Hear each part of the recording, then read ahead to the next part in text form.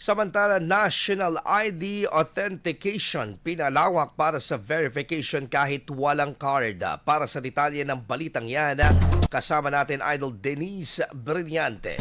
104.7 IFM. Report!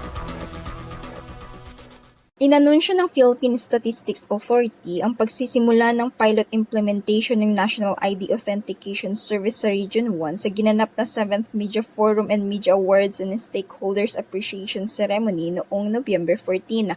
Batay sa datos ng ahensya, nasa 2,772,602 na residente ng Pangasinan ang rehistrado sa National ID, katumbas ng 87.65% ng populasyon ng lalawigan, habang umabot naman sa 88.53% ang kabuang rehistradong populasyon sa buong rehiyon. Kaugnay nito, tinalakay ng PSA ang pagpapalawak ng paggamit ng authentication system na magpapahintulot sa verifikasyon ng identidad kahit walang pisikal na national ID card gamit ang digital at biometric validation. The purpose of which is to provide us with a unique digital identity and to provide a reliable authentication of our identity. So this is a two-part na purpose po ng ating national ID. Hinimok din ng ahensya ang mga tanggapan ng pamahalaan at pribadong sektor na gamitin ang serbisyo upang mapabilis at mapahusay ang proseso ng verifikasyon. Sa kasalukuyan, 24 na financial institutions at 9 na pribadong kumpanyang nakapaloob na sa sistema kung saan 14 dito ang aktibong ginagamit ng publiko. Kasama mo mula rito sa IFM News Dagupan, ito si Idol Denise Brillante, Tatak,